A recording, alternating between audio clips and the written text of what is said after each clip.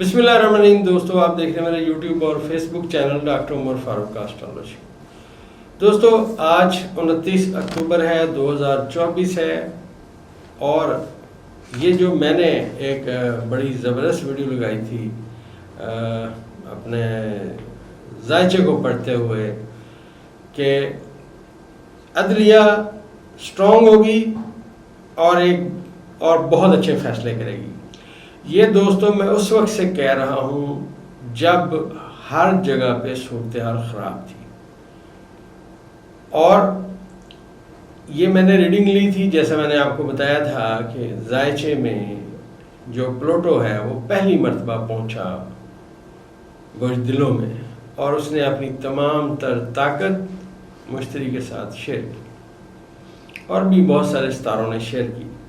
तो इससे मैंने रीडिंग ली कि अब अदलिया स्ट्रॉन्ग होगी। जहाँ पे भी सितारे दोस्तों पहली दफ़ा एंट्री करते हैं, फर्स्ट टाइम, वो जो ताकत शेयर करते हैं उसे हम कहते हैं कि उन्होंने ताकत शेयर की। अब बुर्ज के किस हिस्से में की? उसने बुर्ज के बेसिक इब्तदाई 0 दर्जे से उसने अपनी ताकत शेयर करनी शुरू की। तो जो 0 दर्जा है जायचे में वो ज़मीन से नीचे जाता है। ज़मीन से नीचे इसलिए हम उसे समझाने के लिए बात करते हैं कि वो पुरानी तमाम चीज़ें उखाड़ के फेंक देगा। अब करंटली जायचे में जो हुकूमत कर सकती थी अपने आप को तूल देने के लिए, उन्होंने किया।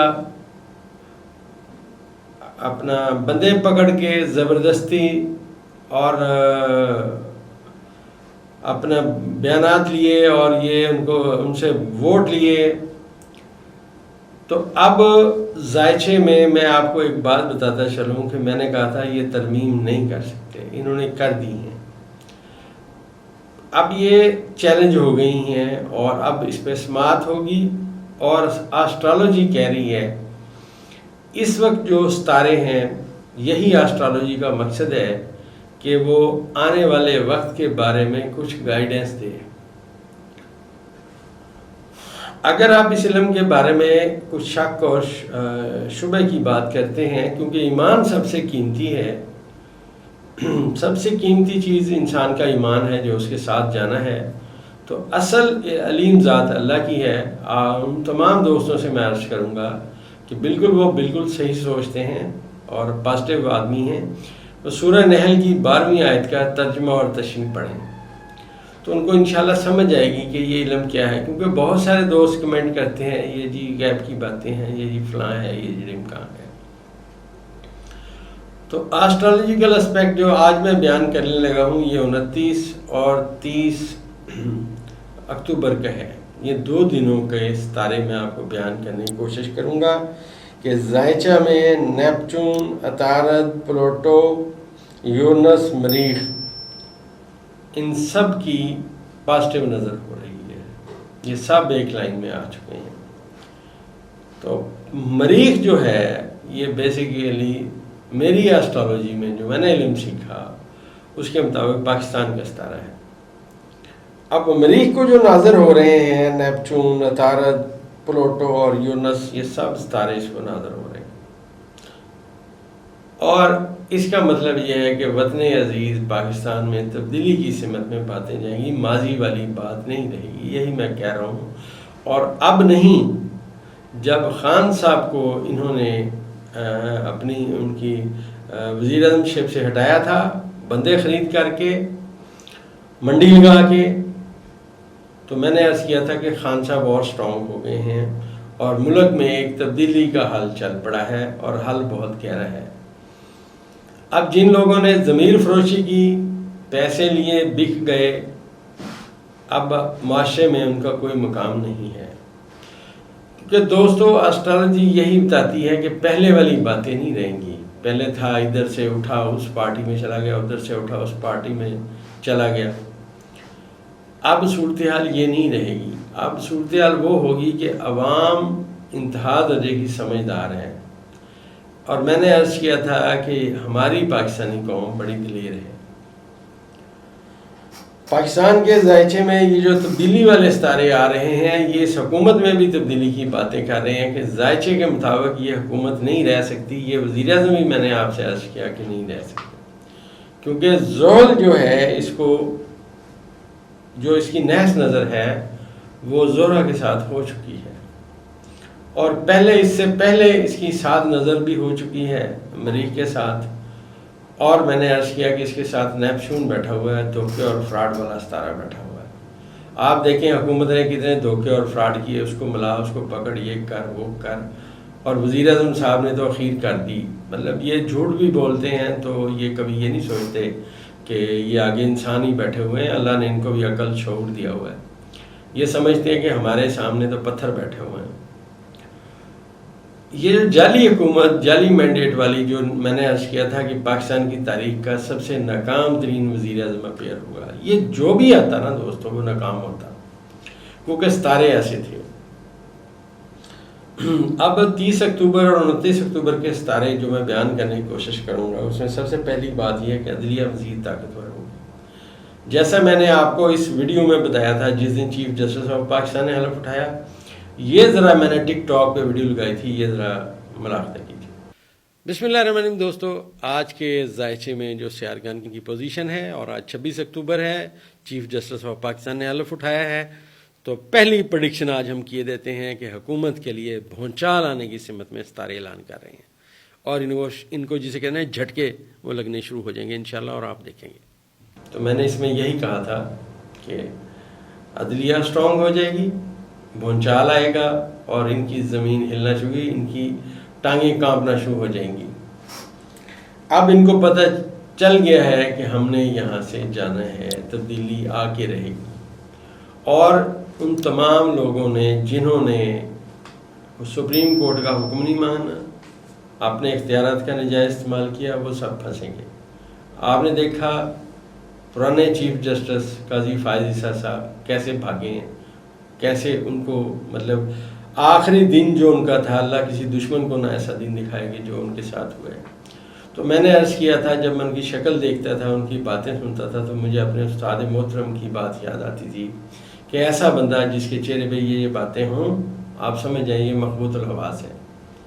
تو یہ پہلے دن سے مخبوط الحواس انسان ہے، اور یہ اس قابل بھی نہیں تھا کہ اسے کہیں کسی جگہ پہ کلرک لگایا جاتا ہے، اور یہ چیف جسٹس آف پاکستان رہا ہے. یہ بڑا عالمیہ ہے، ہم تو کہہ نہیں سکتے بھائی ہم نے اپنے ذائچے بنانے ہیں، لیکن اس کے چہرے سے اس کی حماقت اور اس کی جو ہے مخبوط الحواس ہونا ثابت ہے، اور اس کی باتوں سے بھی ثابت ہے.